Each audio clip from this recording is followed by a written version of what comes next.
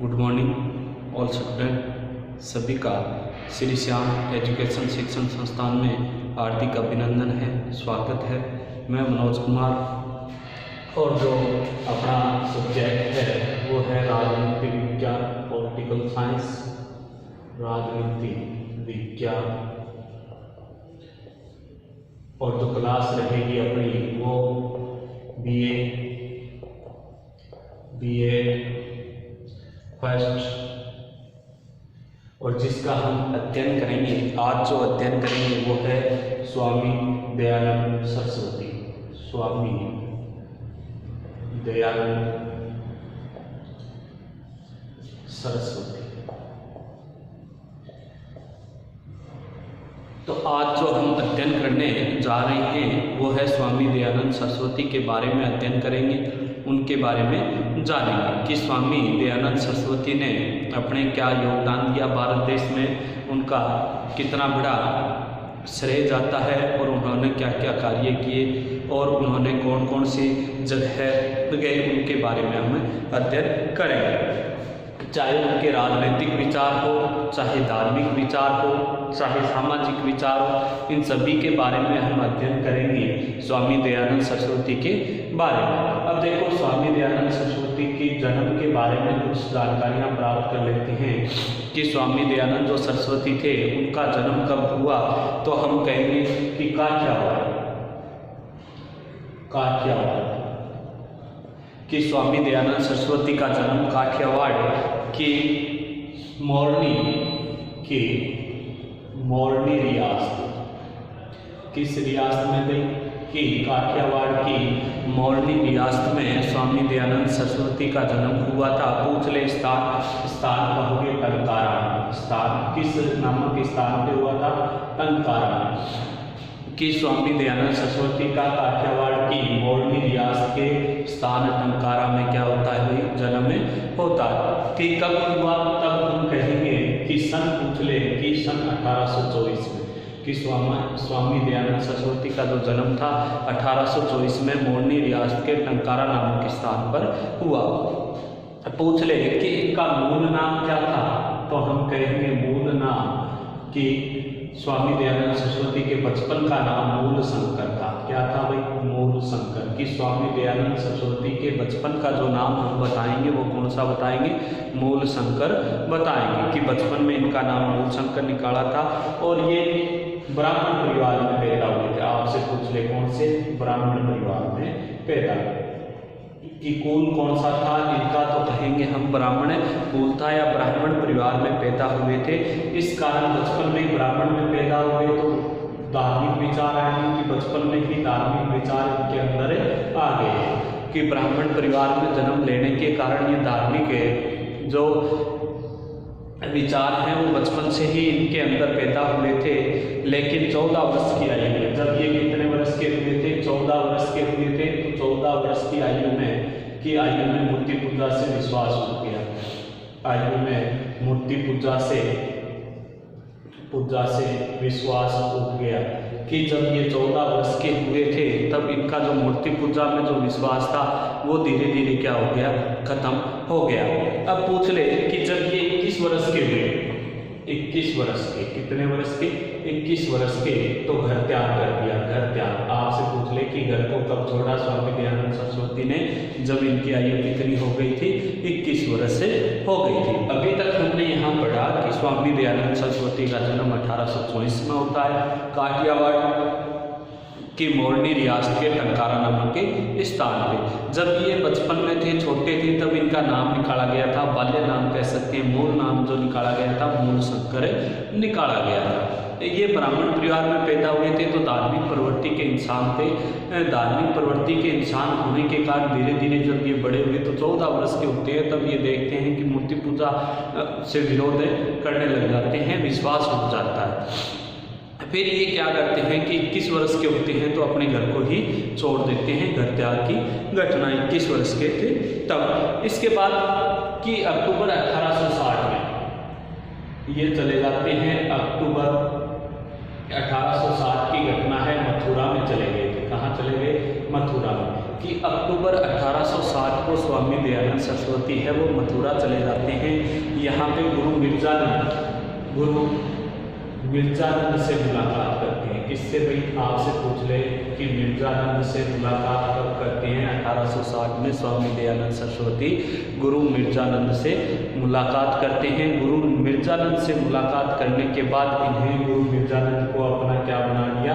गुरु बना लिया। अब आपसे पूछ ले कि स्वामी दयानंद सरस्वती के गुरु का नाम क्या था? तो हम कहेंगे गुरु मिर्जानंद था। कहाँ मुलाकात की थी? पहली बार मथुरा में मिले थे, 1860 ईस्वी को मिले। अब इन्होंने यहाँ से गुरु मिर्जानंद से इन्हें नाम क्या मिल गया? दयानंद सरस्वती। कि गुरु मिर्जानंद ने इन्हें मूल शंकर से नाम क्या दे दिया? दयानंद सरस्वती दे दिया। और किस लिए दिया? कि समाज कल्याण के लिए। किस लिए दिया भाई? समाज कल्याण के लिए, कि समाज की भलाई के लिए आपको कार्य करना है। आपका नाम रहेगा दयानंद सरस्वती। दयानंद मतलब सभी पे दया रखने वाला। 10 अप्रैल 1875। इसके बाद 10 अप्रैल 1875 को, कि 10 अप्रैल 1875 की घटना है। 10 अप्रैल 1875 को आर्य समाज की स्थापना करते हैं। आर्य समाज की स्थापना, आपसे पूछ ले आर्य समाज की स्थापना किसने की थी? तो हम कहेंगे दयानंद सरस्वती ने की थी। कब की थी? आपसे 10 अप्रैल 1875 को आर्य समाज की स्थापना की थी। और पूछ ले कहाँ की थी आर्य समाज की स्थापना? चिरगांव, मुंबई। चिरगांव, मुंबई। कि आर्य समाज की जो स्थापना है स्वामी दयानंद सरस्वती चिरगांव, मुंबई में करते हैं। 17 मई 1883 को, 17 मई 1883 को राजस्थान के जोधपुर में आए थे। राजस्थान, आपसे पूछ ले कि राजस्थान के जोधपुर में स्वामी दयानंद सरस्वती राजस्थान कब आए? कहेंगे 17 मई 1883 को राजस्थान के जोधपुर में आए थे। और जोधपुर का उस समय जो सम्राट था जसवंत सिंह हैं, उनसे मुलाकात करते हैं। किसके कार्यकाल में आते हैं भाई? जसवंत सिंह के कार्यकाल में। कि 17 मई 1883 को जोधपुर आते हैं, जसवंत सिंह से मिलते हैं। अब देखो 1883 को ही कि कुछ दिन रहते हैं और 1883 के अंदर जसवंत सिंह की प्रेमिका, जसवंत सिंह की प्रेमिका जो राजा था जोधपुर का, उसकी प्रेमिका थी। उस प्रेमिका का नाम था नंदी बाई। ने जहर पिलाकर या विष देकर, क्या नाम था? नंदी बाई। कि जसवंत सिंह के दरबार में जब आते हैं 1883 को, तो कुछ समय रहते हैं। रहने के बाद जसवंत सिंह की एक प्रेमिका थी नंदी बाई। उस प्रेमिका ने स्वामी दयानंद सरस्वती को जहर देकर या विष देकर इनकी हत्या कर दी। तो ये यहाँ का तक का हमने जन्म से लेकर मृत्यु तक बड़ा परिचय है। तो एक बार दोबारा देख लो। आपसे पूछ ले कि जन्म 1824 में कहाँ? टंकारा में, रियासत मोरनी रियासत और काठियावाड़ गुजरात के अंदर। पूछ ले कि जब ये 14 वर्ष के थे, बचपन का नाम मूलशंकर था, ब्राह्मण परिवार में हुए। 14 वर्ष के थे तब मूर्ति पूजा से विश्वास उठ गया। 21 वर्ष की आयु में घर छोड़ दिया।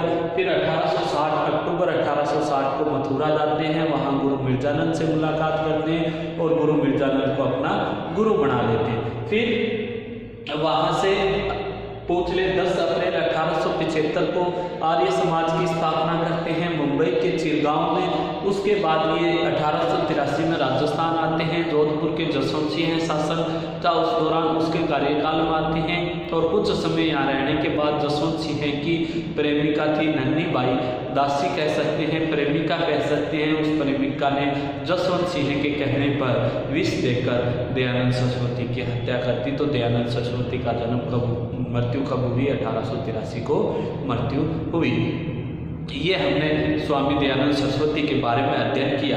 अब पूछ ले कि इनकी रचनाएं कौन सी थी स्वामी दयानंद सरस्वती की? तो रचनाएं देखो, आपसे पूछ ले कि स्वामी दयानंद सरस्वती की रचनाएं कौन कौन सी थी? तो उनके बारे में हम अध्ययन करेंगे। रचनाओं के बारे में, रचनाएं, स्वामी दयानंद सरस्वती की रचनाएं। अब पहली रचना पूछ ले, सत्यार्थ प्रकाश।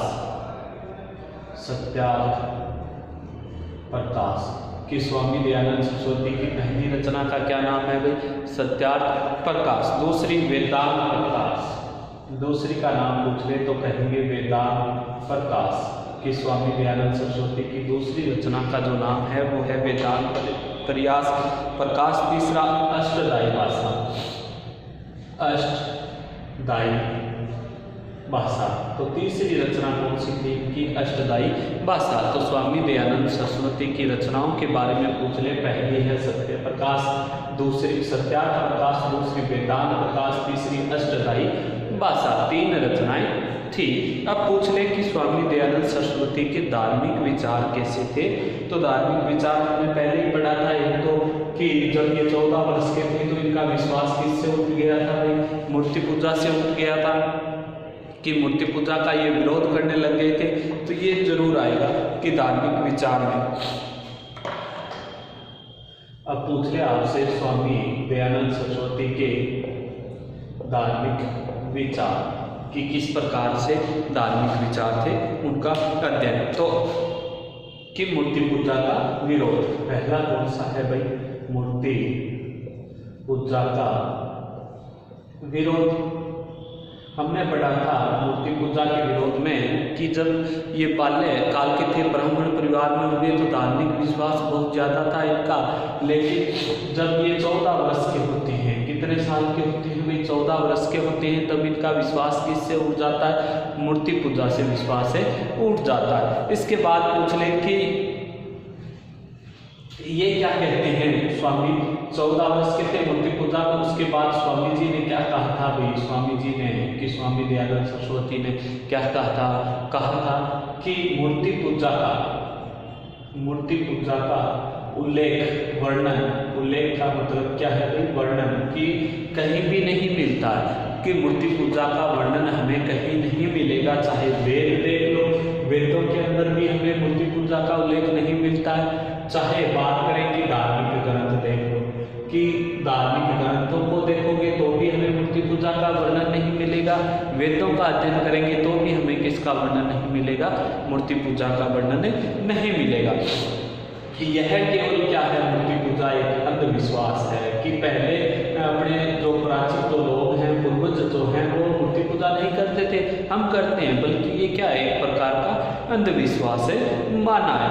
अब पूछ ले कि इसलिए हम सभी को मूर्ति पूजा को छोड़ देना चाहिए, त्याग कर देना चाहिए। तो मूर्ति पूजा का विरोध 14 वर्ष के थे तभी से करने लग गए थे। ये कहते थे कि मूर्ति पूजा का वर्णन हमें कहीं नहीं मिलता है। चाहे हम बात करें मूर्ति पूजा की वेदों में भी नहीं मिलता है। चाहे बात करें कि धार्मिक ग्रंथ, तो धार्मिक ग्रंथों में भी नहीं मिलता। यह है केवल एक अंधविश्वास है लोगों का। इस प्रकार का अंधविश्वास नहीं होना चाहिए, इसलिए हमें मूर्ति पूजा का क्या कर देना चाहिए? त्याग कर देना चाहिए। तो ये धार्मिक पहला विचार था। दूसरा पूछ ले आपसे विचार, तो हम कहेंगे केशवरवाद का समर्थन।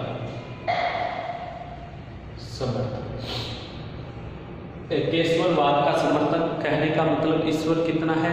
एक ही है, कि ईश्वर के प्रति बहुत श्रद्धा थी इनकी। आपसे पूछ ले ईश्वर के प्रति श्रद्धा, कि स्वामी दयानंद सरस्वती की ईश्वर के प्रति बहुत ज़्यादा श्रद्धा थी, लगन थी और भक्ति भी करते थे ईश्वर की। क्या करते थे? भक्ति। लेकिन क्या कहते थे कि ओम को सर्वोच्च मानते थे। किसको भाई? ओम। किसकी पूजा करते थे? ये ओम की पूजा करते थे। तो ओम क्या है? ये कहते थे भाई ओम ही सब कुछ है, सर्वोच्च है, ओम से बढ़कर इस दुनिया में कोई नहीं है। ये कहते हैं कि ओम एक ही ईश्वर है। क्या है भाई? एक ही ईश्वर, कि ओम की पूजा किया करो, ओम को माना करो, ओम ही सर्वश्रेष्ठ है, एक ही ईश्वर है, इसके अलावा इस दुनिया में कोई भी ईश्वर नहीं है।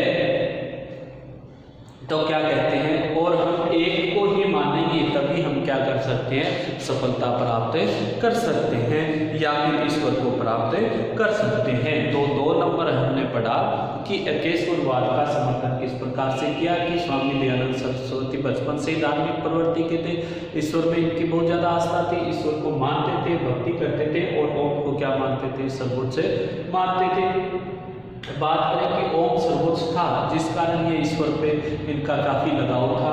जैसे ओम को मानते थे, सब कुछ क्या है इस संसार के अंदर ओम ही है, ईश्वर जो है वो ओम ही है, हम एक ही ईश्वर की पूजा करो, ओम की पूजा करो। वहाँ से अगर हम एक ईश्वर की पूजा करते हैं तो हमें ईश्वर जरूर मिलेगा, अनेक ईश्वरों की पूजा करने की कोई आवश्यकता नहीं है। ये बात स्वामी दयानंद सरस्वती कहते थे। तो हमने 2 धार्मिक विचार पढ़े, मूर्ति पूजा और एकेश्वरवाद का समर्थन। जो आगे वाला विचार है धार्मिक संबंधित जो विचार हैं वो हम नेक्स्ट वीडियो में अध्ययन करेंगे।